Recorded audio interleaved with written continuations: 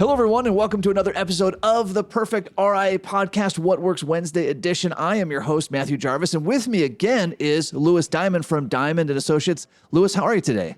I'm doing great, Matt. Thanks for having me. I'm glad that we could chat. I just got back from doing a series of masterminds, and one of the things that came up again and again is this misunderstanding on how much is getting lost to the grid. In other words, if anybody else is taking a cut of your action, how big is the cut of that action?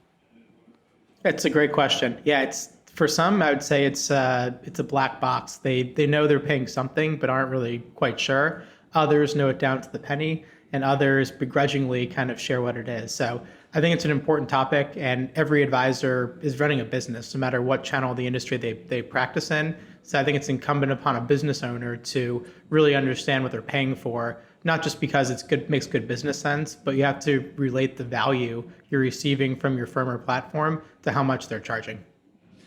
Yeah, and I think there's several red flags that I've run into with advisors I coach or advisors that are friends of mine. Red flags would be things like, hey, I'm not paying anything. I talked to an advisor, we won't mention what group he was with, but he says, no, I don't pay this group anything. And I said, well, how is that possible? Man, like, how are they keeping the lights on? And his response was, well, they charge the client $150 and they pay me $1, but they're not charging me anything.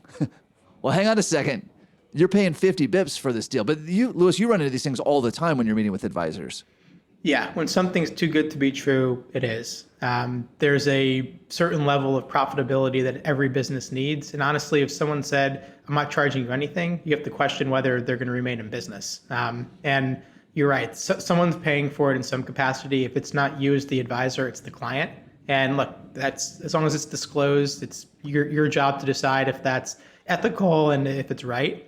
But I think most advisors would say if my client's getting charged 50 bips, I should at least share in some of that expense.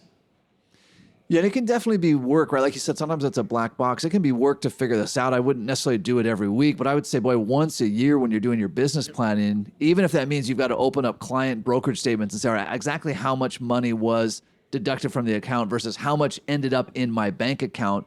This is something that Mike and I run into all the time when we're doing business planning with advisors. They'll say, hey, my gross number is what gets paid out to me from the grid. No, your gross number is this very top number that's coming out from the client's account.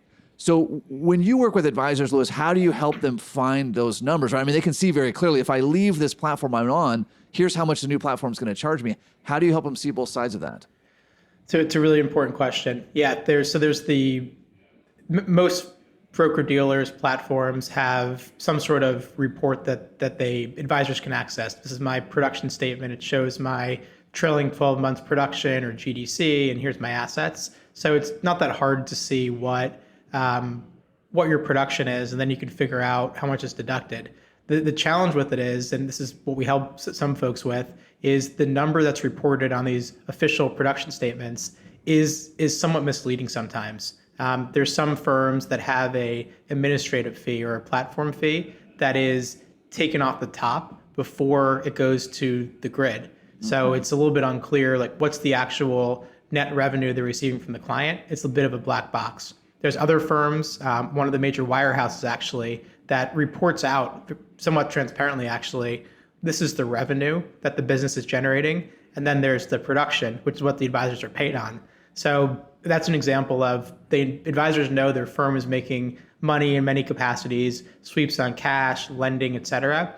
And I think many accept that. But if there's avenues where they're making money that's not as transparent, that becomes a problem sometimes. So our job is to kind of point out these different sleights of hand or tricks that are out there and just share transparently some tactics for figuring out your true payout. I mean, a really basic one is if you're a W-2 employee, this is a little crude, but just to figure it out, take your W-2 income that's reported they report to IRS and divide it by your total client revenue. And there you go. There's your payout.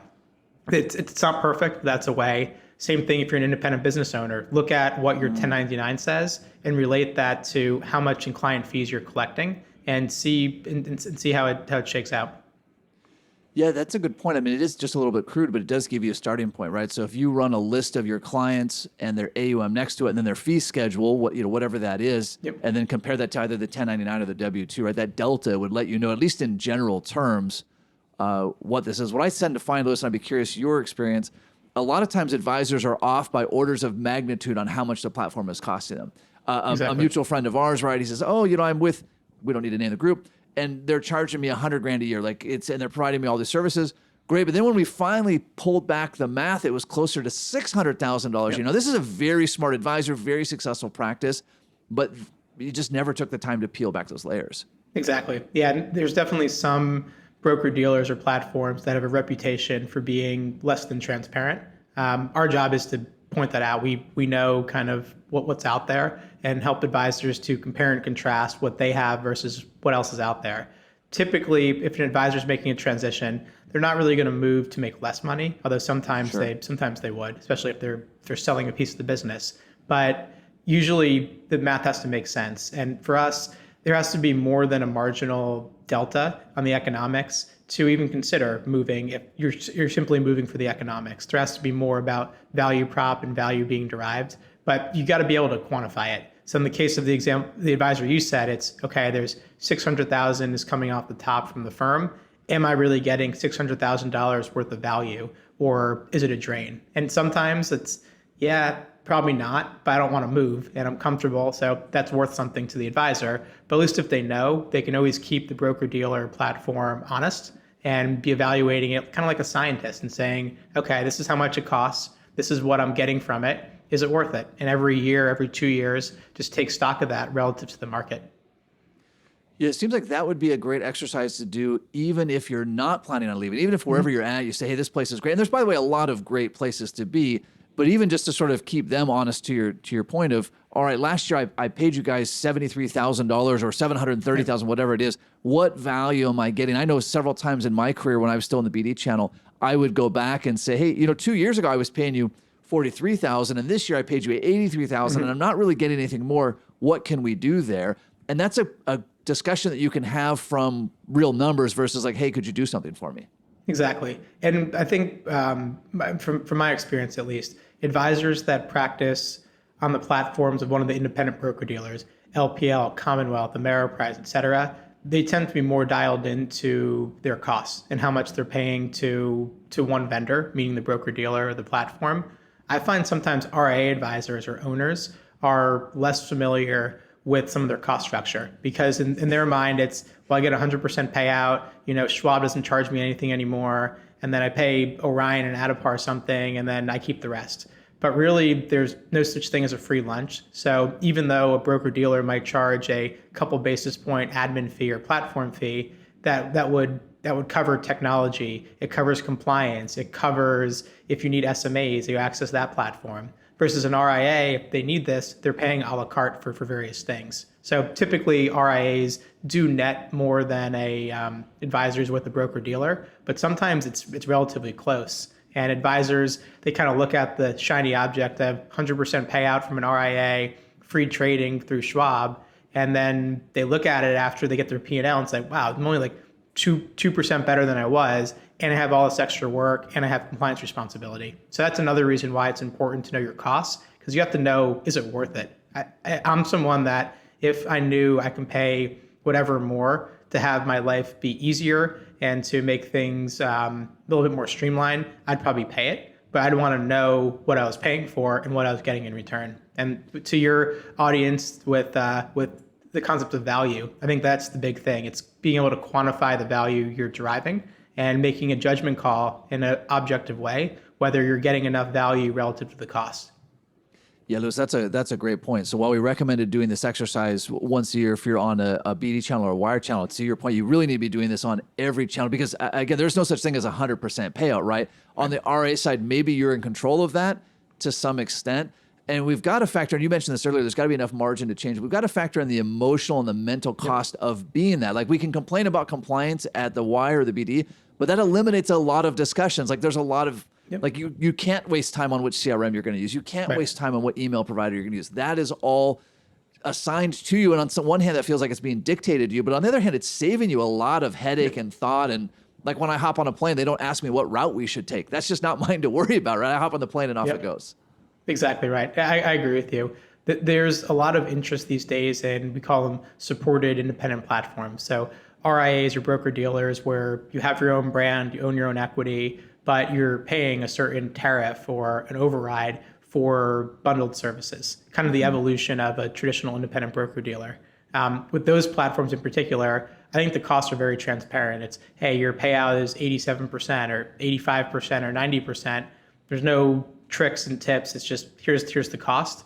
But the big question then is, okay, I know the cost, but what's actually the value that I'm deriving? So I get that they're going to help me transition, but what are they going to do for me after I transition? And is it worth it to pay what could be hundreds of thousands of dollars or even millions of dollars, depending upon the practice size, for the scope of services that are being provided? So aside from just understanding the costs, it's also understanding the specific parts of the value proposition that you're getting. To me, it's not sufficient when a firm says, we'll help you with marketing.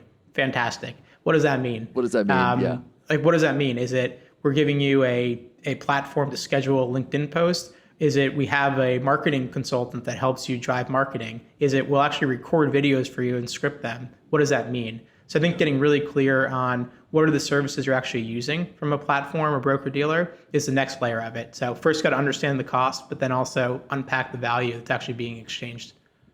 Yeah, that's a great point, right? To unpack that value. And a lot of times, especially on these bigger platforms, there's a lot of benefits and value that's available that advisors just aren't tapping on, right? Either because it's a newer thing or they just never went and looked at it or they're just busy. So yeah, understand what you're paying and then really, really unpack that value. And also sometimes in fairness to the platforms, there's a lot that they could be doing for a practice, but some advisors are individualists or aren't good delegators or think they can do it better than the platform. And they're just not willing to cede control over certain things, which is fine. It's their choice.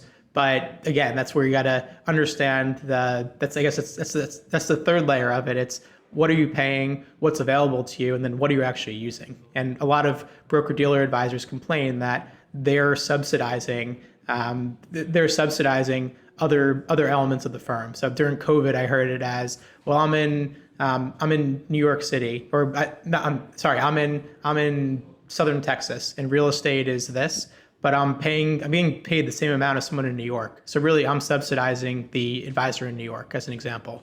Sure. Or that's great that they have these trust specialists or they have a massive lending team, but I don't use it. So I'm subsidizing someone else's salary when I'm not in control of it. So that's a reason some folks go independent, is because they get more control over the P&L and get to choose their vendors more wisely.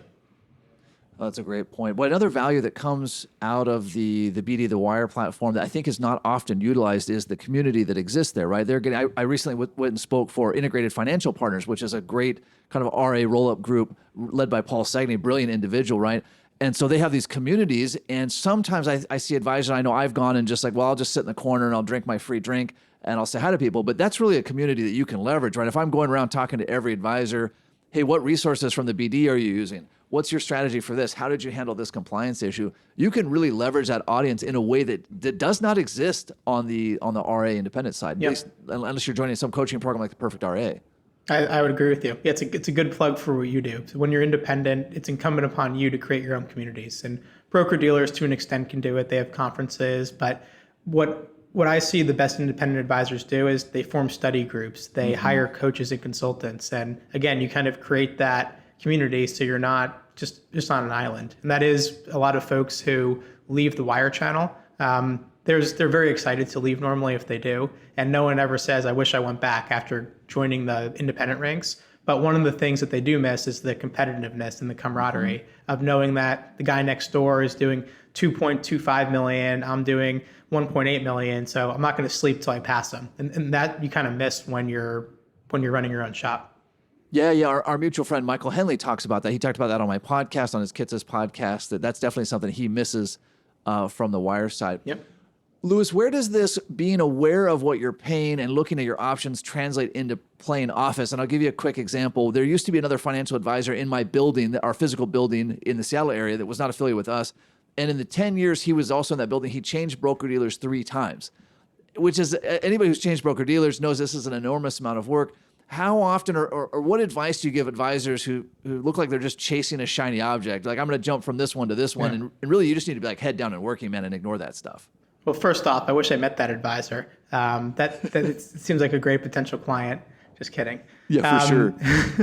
So, yeah, I mean, look, there's successful advisors who never move. They join a firm, they grow their business there, they retire from there. Kind of the cradle to grave approach. Yeah. I think that's pretty rare these days.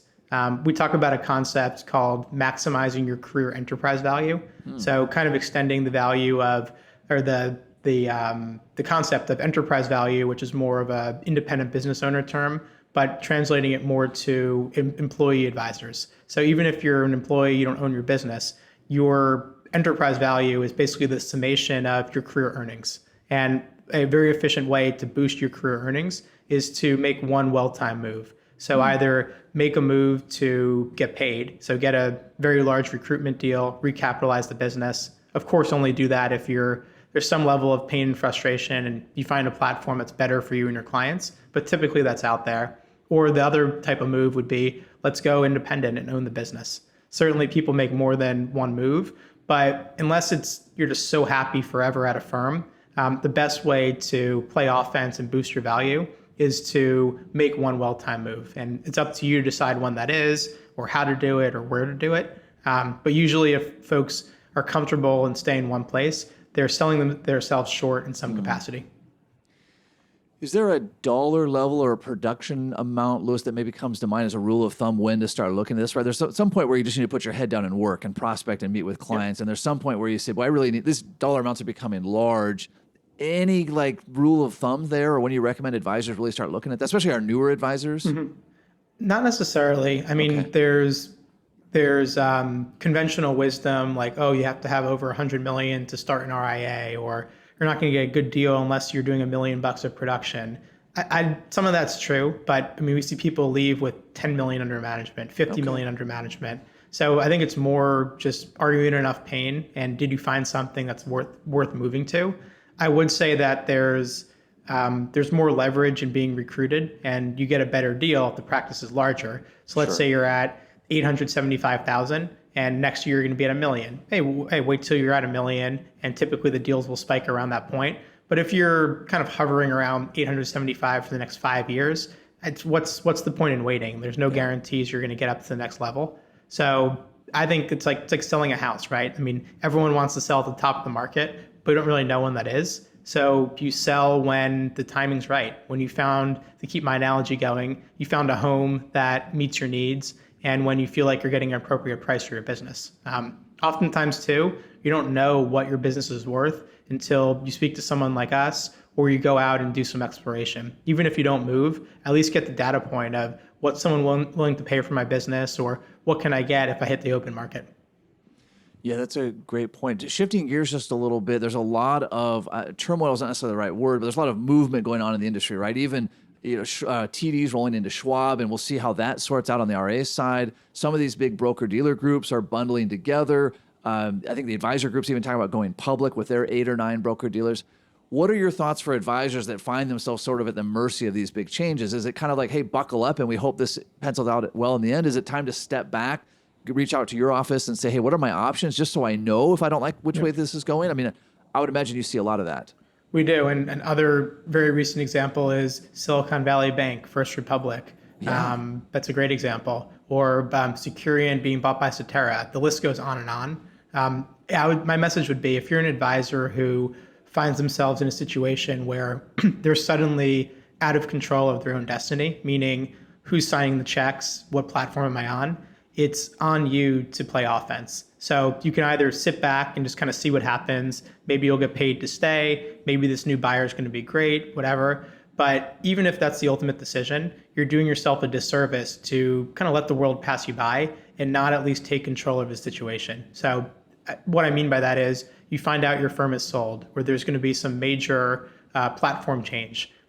Your number one option, until proven otherwise, is to stay. That's great. Yeah. But how do you know to stay unless you've compared that against other options that are out there to see, is the value of my business more if I move? This firm's going to pay me this much. My incumbent firm's going to pay me this much to stay. What's the delta? Is it worth it? In case of Silicon Valley Bank and First Republic, it's, well, there's brand damage and there's reputational damage, and Those firms don't exist anymore. So all those advisors were kind of forced to play offense. But I think the good ones, at least, they do it proactively. So if you have a sense that things are going to change at your firm, if you're at a small broker dealer, you're an insurance-owned broker dealer that hasn't been sold, there's a pretty good chance there's going to be an event. So look at what's going on around you and take some meetings, understand what's out there, and file it away if it's not going to be a fit. But that's my message would be on offense, and you'll have more leverage. You'll be more confident in the ultimate decision, because then you can say, you know what, incumbent firm, I looked around, grass isn't greener, I'm staying, but I'm not doing it just because you asked nicely. I'm doing it because it's truly what's best for me and my clients. Yeah, that's a great point, right? Then you're armed with information. What kind of time frame, Louis? So, if you see something coming down the pipes 9 months from now, or a year from now or whatever, this is obviously not a discussion that can happen overnight, right? Like somebody can't reach out to you today and tomorrow be fully equipped to have that discussion. That takes time, right? Yeah. So how far in advance, is there any idea of like how far in advance people should be planning, whether they're going to make a move or whether a move's being forced on them? I think you should always be in planning mode. If you feel like something's happening, then what are you waiting for? But usually, it depends upon what's the move. Is it I'm an employee, I'm going independent for the first time? Am I changing broker dealers? Am I launching an RIA? Those types of decisions will certainly change the timing, because if you need to deal with ADV filings and real estate and all that, it obviously takes longer than if it's just, hey, I'm keeping my building, keeping my brand, but I'm changing my registration from Commonwealth to LPL, as an example. That's a much simpler and kind of quicker move. But I would say due diligence to do it right takes a minimum of a month. But I would say to do it right, it could take as much as 6 months. And it depends upon how you make decisions and ultimately how much you want to look at. We help to condense that quite a bit, because we make sure advisors are looking at the right solutions, and we can kind of short circuit the process.